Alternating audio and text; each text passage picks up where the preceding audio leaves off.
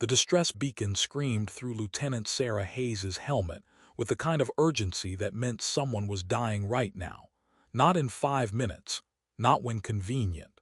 She signaled her medical transport unit forward, the armored vehicle grinding over terrain that had been farmland before the war turned it into a crater-filled nightmare. How far? Private Chen asked from the driver's seat, his knuckles white on the controls. 2 clicks. Forward position got hit hard. Sarah checked the tactical display, watching friendly markers blink in distress. Velrin patrol should be in the area. Keep an eye out for allies. The Velrin Republic had been humanity's most consistent partner in this sector, their forces disciplined, their tactics sound, their soldiers utterly baffling in their complete absence of male personnel. Sarah had stopped asking about it after the third awkward cultural briefing that boiled down to Velrin males exist, but you'll never see one because they're basically kept in protective custody. Different species, different rules. Sarah had stopped judging around the time she'd watched a Velrin soldier carry a wounded comrade 3 miles through enemy fire without stopping. The transport crested a ridge, and Sarah saw the wreckage. Supply convoy, 3 vehicles, 2 burning and 1 torn open like someone had attacked it with industrial equipment. Bodies scattered, some moving, some not. There, Chen pointed. A figure in human combat armor lay against the destroyed vehicle, arm raised in weak signal. Sarah was out of the transport before it fully stopped, her medical kit already open. Sergeant James Keller, she read off his armor's ID tag. Mid-20s, combat engineer, currently bleeding from multiple wounds and looking like he'd argued with an explosive and lost. His armor was breached in 4 places, shrapnel visible through tears in the tactical suit. Keller, can you hear me? Sarah activated her medical scanner. Internal injuries, broken ribs, possible punctured lung, definitely not good. Ma'am, he managed, voice tight with pain. Others. We'll get them. Right now I need you to stay still. Sarah signaled her medics forward. Tor's Chen, stabilize him. We're cutting the armor. Standard procedure. Damaged armor did more harm than good once breached, trapping contaminants and preventing proper treatment. Her team moved with practiced efficiency, medical shears slicing through the tactical suit straps and compromised sections. That's when the Velrin patrol arrived. 4 soldiers materialized from the ridge line with the unsettling quietness that characterized their combat style. All female, as expected, with long ears that swept back from their heads and armor that somehow looked both practical and elegant. Their leader, Commander Lyrae, based on the rank insignia, approached with weapons lowered. Lieutenant Hayes, Lyrae said in accented but clear standard. We tracked the same beacon. What is your? She stopped, her eyes locked on Keller. More specifically, on Sarah's medics cutting away his uniform. All 4 Velrin soldiers froze. Their ears pressed flat against their heads in an expression Sarah had learned meant alarm or distress. They began speaking rapidly in their own language, voices rising in pitch, making gestures that looked suspiciously like they were trying to block the view. Commander, Sarah kept working, her hands busy with medical gel and bandages. Is there a problem? Lyrae's expression had gone from professional assessment to something Sarah couldn't quite parse. You are removing his coverings in the open with all of us present. It's called battlefield medicine. His armor's compromised and I need access to his wounds. Sarah looked up, catching the genuine shock in the Velrin's eyes. Oh no. Oh, this was one of those cultural things. Commander, I need to save his life. That requires. He is male. Lyrae said it like that explained everything. Like Sarah had just announced she was performing surgery on royalty without permission. Yes, human male. Currently dying if I don't treat his injuries. Sarah returned her attention to Keller, who was mercifully unconscious for this conversation. Tor's, pressure on that bleeder. Chen, get the diagnostic probe on his chest cavity. The Velrin soldiers were still staring. One of them, younger, less experienced based on her armor's lack of decoration, reached out tentatively as if to stop the medical team, then pulled back uncertainly. "You place males in combat," Thyra said slowly, still processing. "They can be damaged, and you expose them to treatment like this."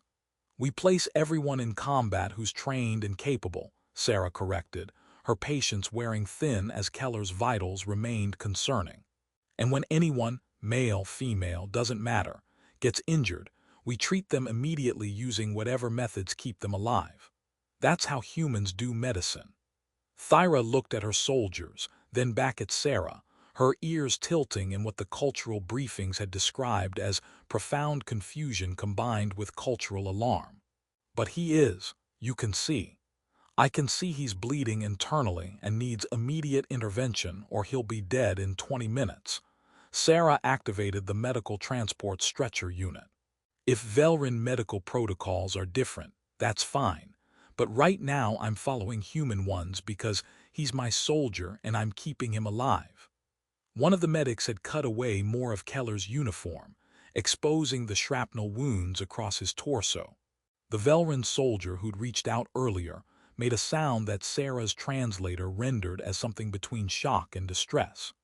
Commander Thera said something sharp in Velrin, and her soldiers stepped back, but their ears remained flat, and their expressions suggested Sarah had just committed some grave cultural violation they were too polite to directly address. "Lieutenant," Thyra said carefully, "in our culture males are precious, protected. To see one in such a state exposed and vulnerable." She struggled for words. "This is not done." "Well, in human culture, everyone's precious, and we still send them to war because the alternative is losing." Sarah checked Keller's vitals again, stabilizing barely. "And we cut off their clothes when necessary because modesty matters less than survival." The Velrin soldiers exchanged looks that suggested they found this explanation simultaneously logical and horrifying. Thyra's ears rotated forward slightly. "Interest," Sarah remembered. "You truly have no separate protocols for males, no protected medical procedures." "We have medical procedures. They apply to everyone." Sarah stood as her medics secured Keller to the stretcher. "Now if you'll excuse us, I have a patient to evacuate before his stabilization fails." But as Sarah moved toward the transport, she caught Thyra's expression, shock gradually giving way to something else. Not judgment, but a kind of dawning understanding that what she'd witnessed wasn't taboo or scandal. It was just how humans survived war when everyone fought and everyone bled, and cutting away clothes to save lives was the minimum requirement for keeping soldiers alive. The cultural divide had never been more visible or more irrelevant than in that moment. With Keller unconscious on a stretcher and Velrin soldiers processing the reality that their allies didn't have the luxury of gendered medical care, Sarah climbed into the transport, signaling Chen to move. Through the rear window, she saw Thera still standing there, watching, her long ears tilted forward in what might have been the beginning of understanding. Or might have been continued shock that humans would dare to save their soldiers regardless of gender or cultural expectations about modesty. Either way, Keller was alive, and Sarah would explain human medical ethics later when nobody was actively dying. The medical transport's interior was cramped, designed for efficiency rather than comfort. Keller lay strapped to the stretcher, his exposed torso covered in medical gel and temporary bandages that did nothing to hide the extent of his injuries. Sarah monitored his vitals while Tors worked on stabilizing the worst wounds.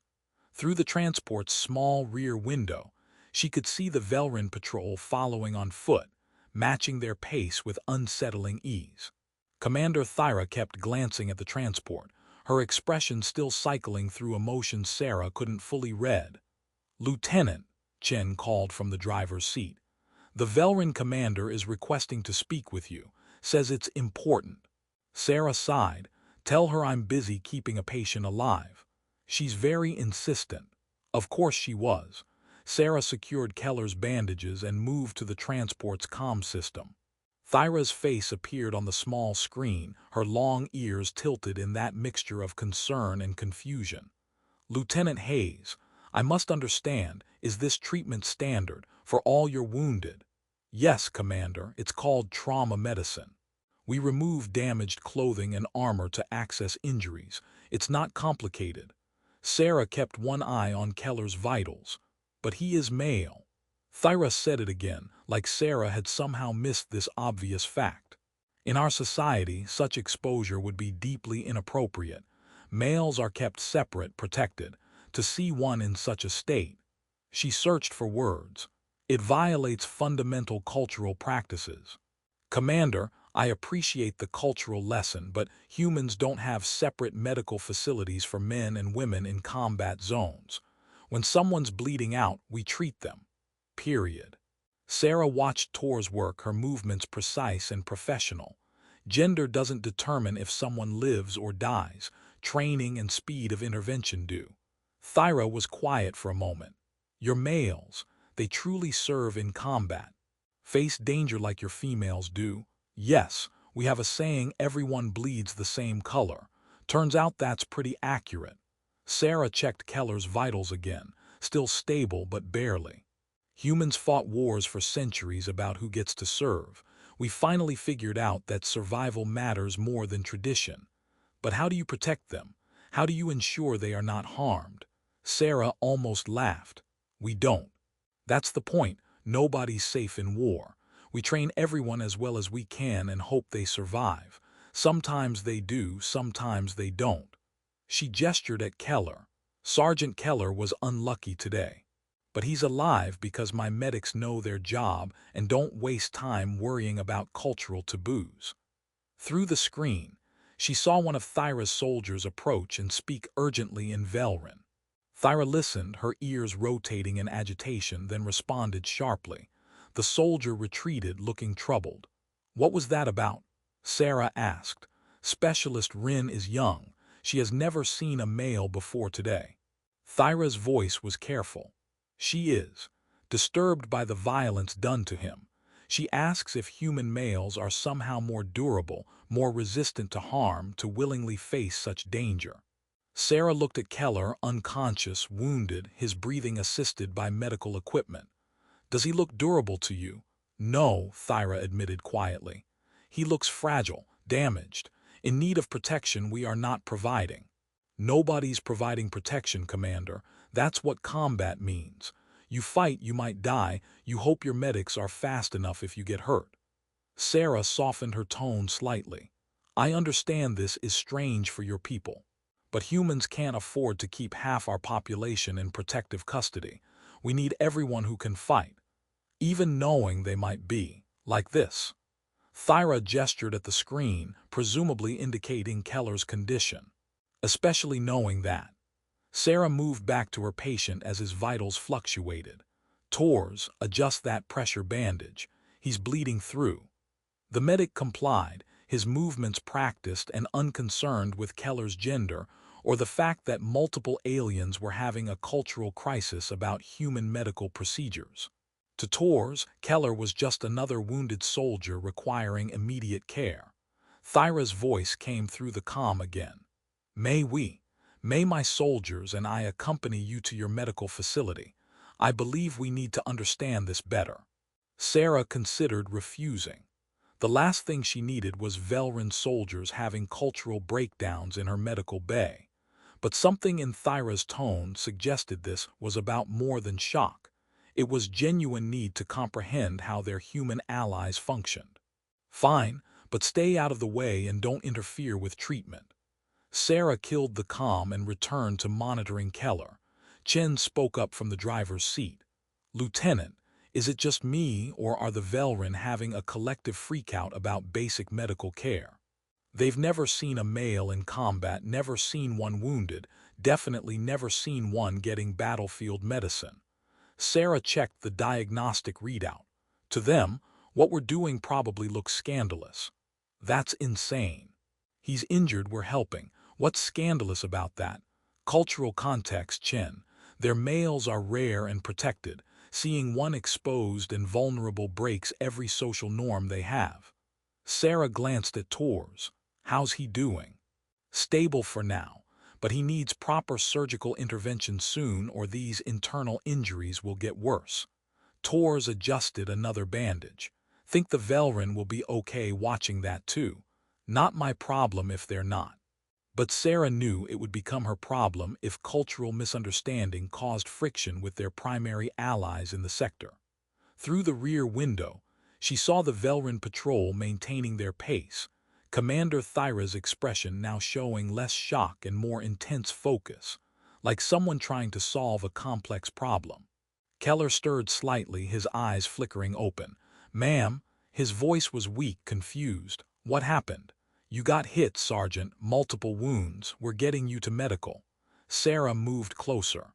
"Just stay still and let the medication work." His eyes tracked around the cramped space, landing on Tors, then on Sarah, then on the rear window where Velryn soldiers were clearly visible. Why are they staring? Cultural confusion. "Don't worry about it." They look freaked out. Keller's medication-addled brain was making connections his conscious mind would normally filter. "Did I do something wrong?" "No, Sergeant. You got wounded saving your unit."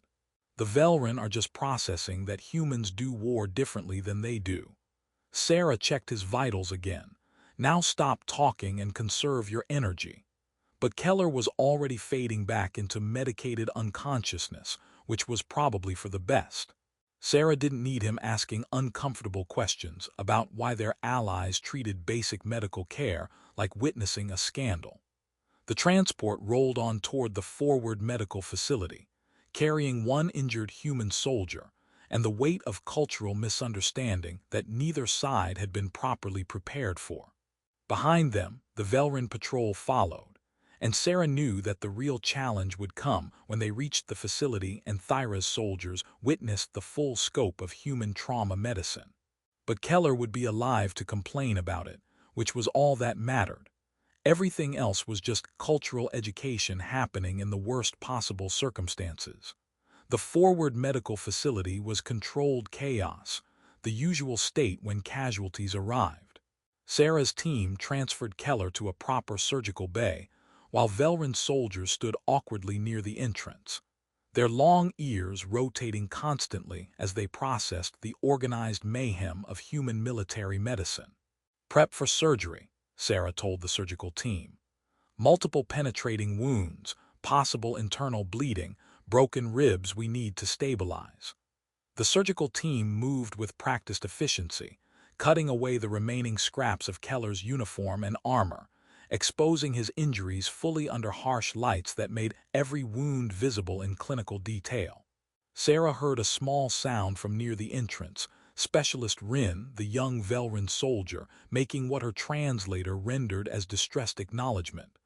Commander Thyra stepped forward, her gaze locked on Keller. "Lieutenant, may I ask, is this level of damage common for your soldiers?" "Common enough. Combat's unpredictable." Sarah watched the surgical team work. Sometimes people walk away with minor injuries.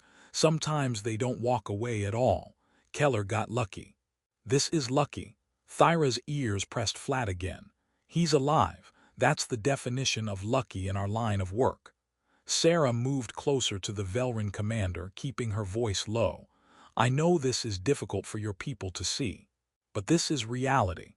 Human soldiers, male and female, face danger, sustain injuries, and get treated without regard for modesty or cultural sensitivity, because those things matter less than survival." Thyra watched the surgical team position Keller for intervention, their movements clinical and unconcerned with his exposed body. "Your medics show no hesitation, no embarrassment. Why would they? He's a patient. They're medical professionals, gender's irrelevant to the work." Sarah gestured at the team. "That's Specialist Tors male, Dr. Kimura running the surgery female, Nurse Patterson assisting non-binary. None of them care about Keller's gender. They care about his injuries and whether they can fix them." Another Velryn soldier approached Thyra, speaking quickly in their language. Thyra responded, her tone firm, then turned back to Sarah. "My soldiers struggle to understand how you can be so clinical. In our culture, seeing a male in such a state would be deeply personal, emotional, Yet your people treat it as routine. It is routine. That's how we survive. Sarah paused as the surgical team began their work, Keller now unconscious under anesthesia. Commander, can I ask you something? How do your males feel about being protected? Do they ever want to serve, fight, choose danger?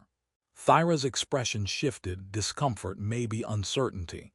They are kept safe because they are precious, rare, essential to our people's survival. They understand this duty. But do they choose it? The question hung in the air. Thyra's ears rotated in what Sarah was learning to recognize as genuine inner conflict. They are raised understanding their role. It is not about choice. It is about necessity. Humans tried that once, assigning roles based on gender, limiting who could serve, protecting some at the expense of others. Sarah watched Keller's vital signs as the surgeons worked. It took centuries, but we figured out that choice matters. That limiting people based on biology alone costs everyone, the ones forced into protection and the ones denied the chance to be protected. Specialist Rin approached cautiously, directing her question to Thyra but glancing at Sarah. Thyra translated. She asks if human males volunteer for combat service, if they willingly choose to face such danger. Most do. Some are conscripted, but our military is largely voluntary. People serve knowing the risks. Sarah looked at Rin directly. Sergeant Keller chose to be a combat engineer, chose to deploy to this sector, chose to save his unit when that convoy was attacked. Nobody forced him. But why? Rin's standard was heavily accented but comprehensible. He could die. He could be damaged like this. Why choose such risk? Sarah considered the question carefully. Because someone has to, because protecting people matters. Because sometimes danger is the price of service, and some people decide that price is worth paying. She gestured at Keller. He looks fragile now, vulnerable, in need of protection. But 6 hours ago, he was pulling wounded soldiers from that burning convoy. Being fragile doesn't mean being useless. Being vulnerable doesn't mean being weak. The surgical team worked in focused silence, repairing damage, stabilizing organs, reconstructing what the battle had torn apart. The Velrin soldiers watched with expressions cycling between horror and something that might have been reluctant respect. Commander Thyra moved closer to the surgical bay, observing as the human medics treated Keller with efficiency that bordered on reverence, not for his gender or status, but for his humanity and his survival. "You care for him," she said quietly. "Despite treating his injuries so clinically, your people care deeply." "Of course we do. He's one of ours." Sarah kept her voice level despite the emotion beneath.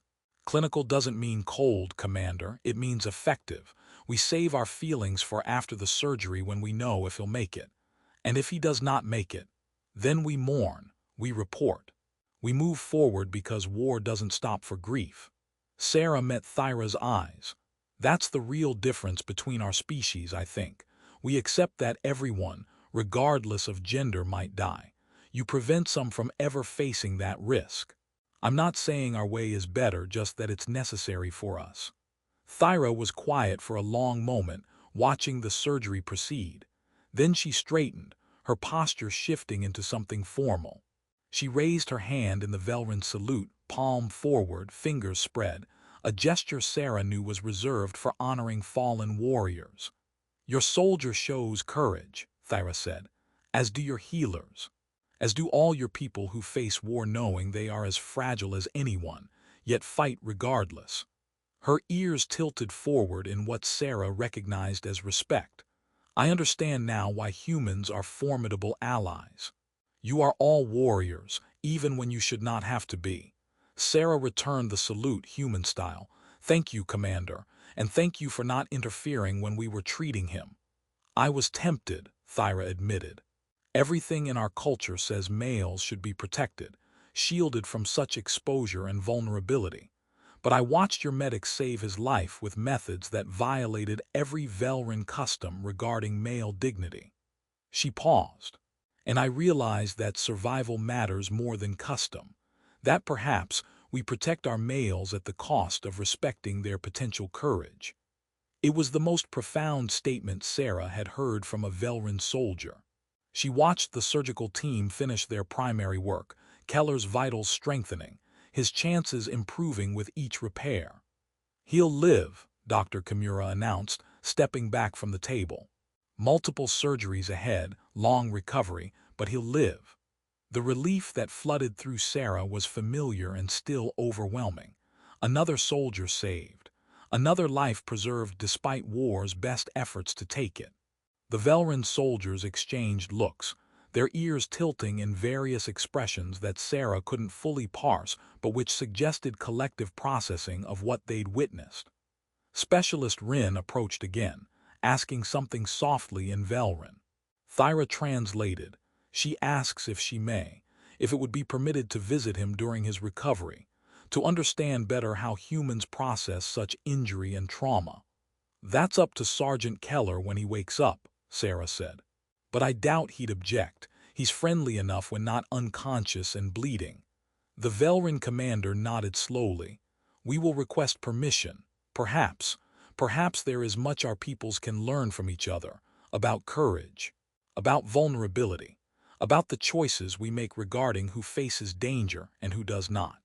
As the surgical team moved Keller to recovery, Sarah reflected that sometimes understanding came from the worst circumstances, from witnessing cultural taboos violated in the name of survival, from watching medics cut away clothes and dignity to save lives, from realizing that what shocks one species is standard practice for another. The Velran had come expecting to help with an evacuation. Instead, they'd gotten a crash course in human military medicine, and the reality that their allies didn't have the luxury of protecting anyone based solely on gender. And somewhere in that cultural collision, respect had emerged, hard-won, uncomfortable but genuine. Sarah watched the Velran soldiers exit, their postures suggesting deep thought rather than continued shock. Tomorrow would bring more cultural questions, more difficult conversations about how humans and Velran approached war and sacrifice differently. But tonight, Keller was alive, and that was enough. 3 weeks later, Keller looked significantly better and only moderately miserable. His injuries had healed with the kind of speed that modern medical technology made possible, but which still required patience he didn't naturally possess. When Sarah entered his recovery room, she found him attempting to sit up despite explicit orders to remain prone. "Sergeant, what did Dr. Kimura tell you about rest?" "To do lots of it. I've been doing it for 3 weeks. "Surely that's enough." Keller settled back with a grimace. "I'm going insane lying here. You're going to stay insane for another week at minimum." Sarah checked his medical readout. "Your internal injuries are healing well, but you're not cleared for anything beyond light movement." "Light movement. Great. I can blink aggressively." But Keller's complaints were good-natured, suggesting his recovery was progressing mentally as well as physically. A chime sounded at the door. Sarah activated the entry panel, and 4 Velran soldiers entered, Commander Thyra, Specialist Rin, and 2 others Sarah recognized from the rescue. They carried small objects wrapped in cloth, their expressions carefully neutral. "Sergeant Keller," Thyra said formally, "we request permission to visit, to honor your recovery and to understand better what we witnessed." Keller looked at Sarah with confusion. "Ma'am, what's happening? The Velran patrol that helped evacuate you want to talk. It's a cultural thing." Sarah moved toward the door. "I'll give you privacy." "Please stay, Lieutenant," Thyra said quickly. "Your perspective may help this conversation." Sarah settled into a chair near the wall, curious about where this would go. Keller propped himself up slightly, wincing at the movement but managing to look more alert. Thyra stepped forward, unwrapping one of the objects, a small crystal that caught the light in complex patterns. "This is a healing token. In Velran culture, we give them to warriors who survive grave injury. It is meant to carry their courage forward into recovery." She placed it on Keller's bedside table carefully. "I give this to you with respect for your service and your survival." "Thank you." Keller looked genuinely touched and completely confused. That's very kind, Commander. The other Velran soldiers added their own tokens, crystals and carved stones that formed a small collection of alien gratitude. Specialist Rin hung back, her ears tilted in uncertainty before finally approaching. Sergeant Keller, she said in halting standard, I was present when you were injured, when the human medics, when they treated you. She struggled with words. In my culture, I have never seen a male. They are kept separate, protected. Seeing you wounded, exposed to treatment in such a way. She looked at Thyra, who nodded encouragement. It was very disturbing to me. I thought I was witnessing something wrong. Wrong how? Keller asked, his confusion evident. Inappropriate, violating. Males in our society are precious. To see one in such a vulnerable state with so many present. Rin's ears pressed flat. I did not understand that for humans this is standard care. That gender does not determine medical protocols. Keller glanced at Sarah, who gave him a small nod of encouragement. He looked back at the Velran soldiers. I mean I'm not special, I'm just a combat engineer who got unlucky. My medics did their job, gender doesn't really factor into it. But you could have died, Rin said intently. You were badly hurt. In our society, males would never be placed in such danger. The idea of losing one is. She searched for words.